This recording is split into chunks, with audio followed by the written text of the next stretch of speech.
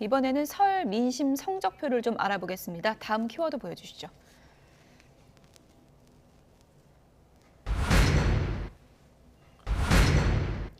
(36.6%) 대 민주당 31.3%, YTN 여론조사에서 나온 수치입니다. 최진봉 교수님, 예.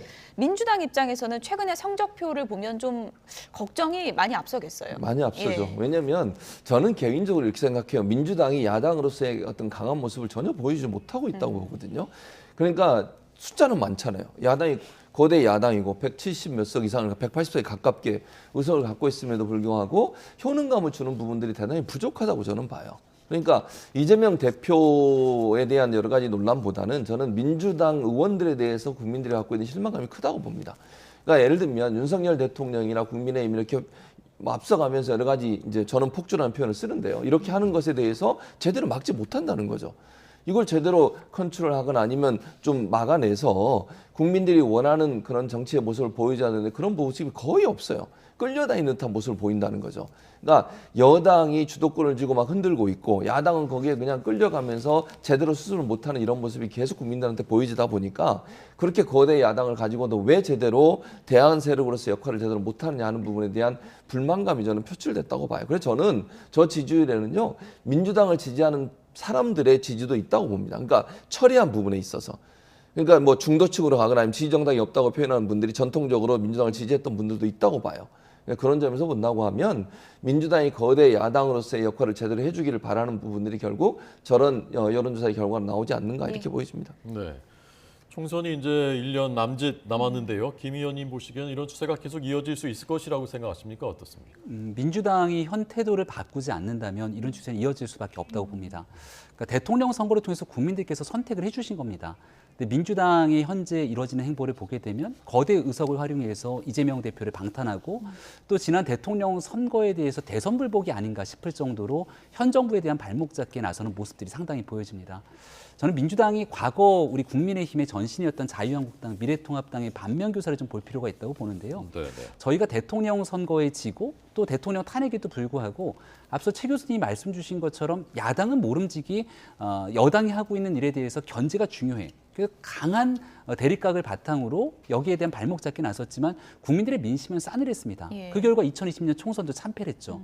여기에 국민의힘이 회생할 수 있었던 중요한 포인트를 보게 되면 그 당시 비상대책위원회를 출범하고 김종인 비대위 당시 했던 중요한 의도 중에 하나가 국민의힘이 아예 상임위원회 위원장 한 자리도 갖지 않겠다고 선언해버립니다.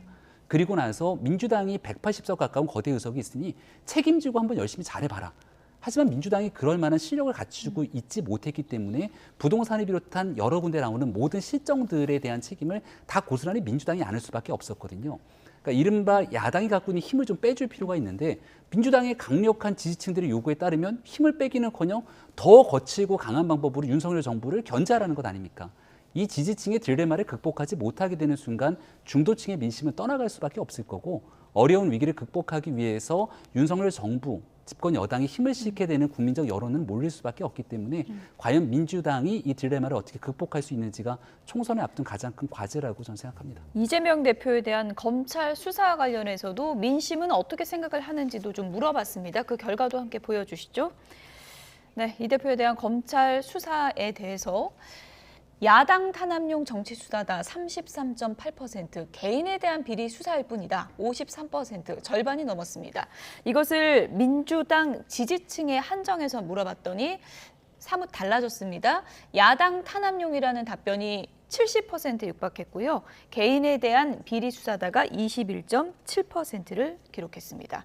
그러니까 전체 여론 면에서 보면은 이것은 그냥 개인에 대한 비리 수사다. 이 부분이 좀 높게 나오더라고요. 그렇게 나오고 있는 상황이에요. 아마 이제 왜냐하면 언론에서 이제 여러 가지 보도를 하다 보면 아무래도 공소장에 나온 내용이나 기소된 내용들이 중심으로 보도가 될 수밖에 없어요. 왜냐하면 아직 재판이 시작이 안 됐거든요. 그러니까 지금 현재로서는 검찰 수사 내용이 주요 보도 내용으로 부각돼서 보도될 수밖에 없는 상황이고 그 내용 결국 이재명 대표에 대해서 여러 가지 의혹이 있으니까 그 의혹이 사실이 아니겠나 하는 생각을 하게 되시는 거죠. 예. 그런 부분이 여론에 저는 영향을 미쳤다고 보고 민주당 지지층 입장에서 본다고 하면 좀 더 관심 있게 이재명 대표에 대한 수사를 들여다보게 되고 또 그 민주당이나 아니면 이제 유튜브 중에도 민주당 진영에 있는 유튜버들은 자세히 설명을 하거든요. 이 부분에 대해서. 예. 왜냐하면 구체적으로 지금까지 이재명 대표에 연관된 개인적 비리가 나온 게 없어요.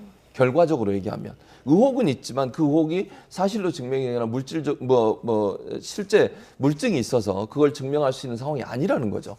그렇기 때문에 민주당 지지자들 입장에서 믿지 않는 거고요. 아마 그런 언론의 보도의 내용의 차이가 결국은 이런 여론조사에 영향을 미치지 않았나는 생각이 듭니다. 네.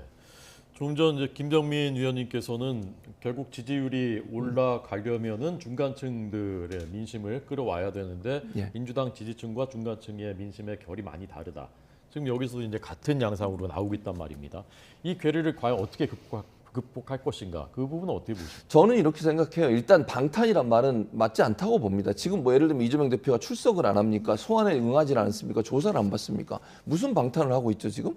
아니 무슨 체포영장이 발부돼가지고 국회에서 그거를 뭐 부결시켰다는 이것도 하나도 없어요. 건건이 지금 부를 때마다 이재명 대표가 나가고 있잖아요. 근데 무슨 방탄이에요? 방탄이 아니에요. 그런데 이제 그렇게 자꾸 여당이 얘기를 하는 거잖아요. 방탄이라고. 실제 방탄하지도 않는데 그런 문제도 있고. 그래서 저는 이 부분에 대해서 적극적으로 잘 홍보할 필요가 있다는 생각이 들어요. 민주당이. 그러니까 이재명 대표와 관련해서보다 저는 민주당이 하는 여러 가지 지금 정치적 대응이나 아니면 어떤 그 정당이 하는 역할 자체의 문제라고 저는 보거든요. 그 부분을 좀 효능감 있게 보여줘야 된다고 생각해요.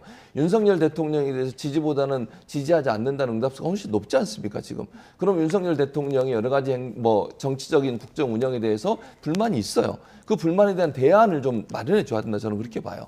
그러니까 민주당 입장에서는 이재명 대표 건에 대해서는 제대로 잘 설명하고 두 번째는 정말 국민들이 원하는 것은 윤석열 정부가 제대로 하지 못하는 부분을 민주당이 좀 잘 지적하고 대안을 내놓을 수 있는 정책적 대안을 내놓을 수 있는 정당의 모습을 보여주는 게 필요하다 이렇게 생각합니다. 예, 이 부분은 이제 민주당 내에서도 여러 목소리가 나오고 있는 부분인데 이 대표가 재판에 넘겨진다면 거취를 어떻게 결정해야 될까? 이 부분에 대한 여론조사 결과도 보여드리겠습니다. 네, 검찰이 기소를 했을 때 이재명 대표 거취, 사퇴해야 한다가 63.8%, 유지해야 한다가 27.9%고요. 이것도 역시 지지층을 한정해서 물어봤을 때는 양상이 전혀 달라집니다.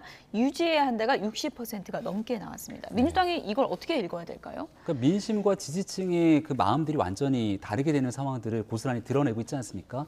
여기저기서 이재명 대표를 둘러싼 딜레마가 나오게 되는데요. 이제 교수님께서 말씀 주신 내용들 또 민주당 내에서는 민생은 민생대로 챙기고 이 대표는 정치 탄압이니까 여기는 맞서고 이런 얘기들에 대한 대응들을 보게 됩니다. 근데 집에 커다랗게 불이 났으면 일단 그 불을 꺼야 되거든요. 불이 났는데 불을 그러니까 끄기 위한 데에는 관심이 없고 다른 데에 대해서 또 다른 방식으로 문제를 해결하려 그러면 결국은 해답을 찾기 어려울 거라고 봅니다. 근데 불이 났으면 그 불을 끌 수 있는 가장 좋은 방법은 다 연소돼서 어쨌거나 그 모든 것들이 정리가 돼야 될 것 아니겠습니까? 지금 현재로서는 이재명 대표의 사법 리스크가 불거지고 있는 과정인데 이 불이 끄도록 남겨두는 가장 중요한 방법들은 여기에 대한 방탄이니 뭐니 이런 내용들이 나오지 않도록 사법적으로 이재명 대표가 있는 그대로 소명을 해야 되는데 이재명 대표뿐 아니라 민주당 지도부가 여기 한 몸처럼 움직이게 되는 행동들이 결국 계속해서 불을 더 키우고 있는 것이 아닌가 싶어서 쉽게 이 문제가 사그라들 것 같지는 않다고 저는 생각합니다. 네. 예.